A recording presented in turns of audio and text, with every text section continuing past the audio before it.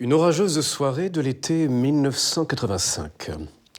À 23h, on découvre le corps de Ludwig van Putten, poignardé par un tesson de bouteille de sa propre marque. C'est entre les murs de sa demeure, entouré par sa seule famille, qu'il fut tué. Cocasse. Qui diable a tué Ludwig van Putten?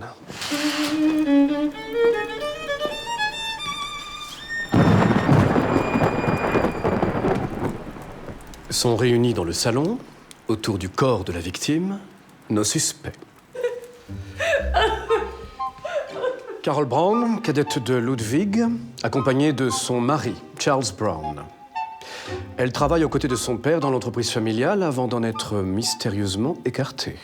Paul van Putten, aîné et héritier légitime de la famille, qui a décidé de couper tout lien avec celle-ci il y a des années. Henry McCannell, un indéfectible majordome, presque de la famille.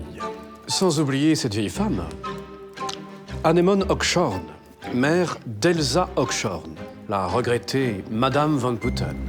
Toute la famille semble s'être rassemblée pour l'anniversaire mortuaire d'Elsa van Putten. Encore à ce jour, les causes de cet événement demeurent nébuleuses. Selon les tabloïds, elle aurait trouvé la mort dans un accident de voiture à la suite d'une dispute avec son mari. Triste histoire.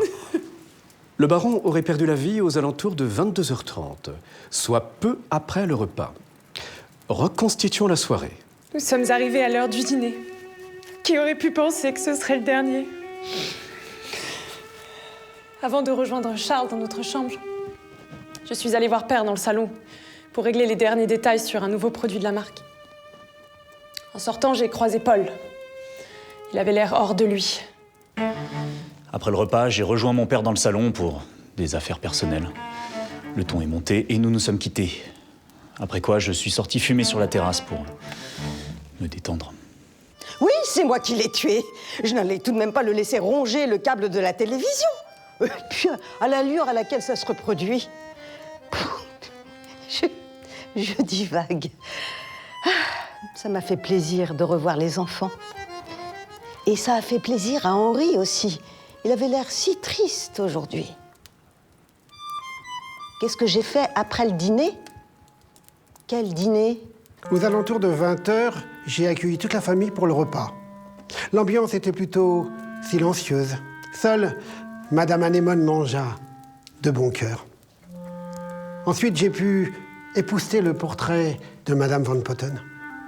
C'était une femme formidable. Quel étrange tableau que voilà. Existerait-il un élément capable de nous révéler ce qu'il cache? Ah, le voilà qui arrive.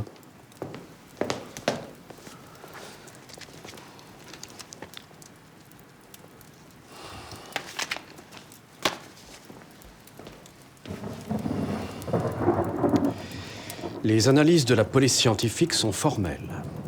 L'arme du crime est maculée des empreintes de 2 des suspects, Paul et Carole, les 2 enfants du baron. Intéressant. Précisément les 2 dernières personnes à l'avoir vu vivant. J'ai ramené la bouteille. C'est un prototype de whisky pour notre marque, le Recan 2. L'idée était de le montrer à mon père après le dîner, pas de le poignarder avec. C'est le fruit d'années d'efforts de recherche. J'espérais qu'enfin Père reconnaîtrait mon travail. Il n'avait Dieu que pour l'enfant prodige. Lorsque j'ai eu 18 ans, mon père m'a fait venir dans son bureau et m'a révélé le secret de la réussite de son empire. Le Recan contient une molécule hautement addictive et cancérigène. Alors quand j'ai vu le prototype que Carole a laissé dans le salon, j'étais hors de moi. J'ai pris la bouteille et je suis allé confronter mon père, mais il n'a rien voulu savoir. Alors de rage, j'ai jeté la bouteille vers lui. Elle est allée s'exploser contre le mur près de la porte. Juste ici. Et c'est là que j'ai aperçu quelqu'un qui nous observait dans l'entrebâillement de celle-ci. Ça devait être Carole. Elle m'a toujours jalousé, cet héritage. Attendez, quoi? Mais c'est grotesque!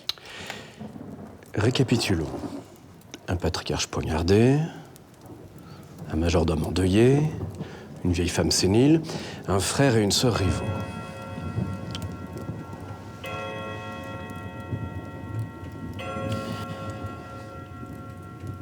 Bien sûr. La réponse est évidente. Comment n'y ai-je pas pensé avant? Toute cette peine, cette frustration, refoulée des années durant. Arrêtons la mascarade. Le coupable ne peut être que...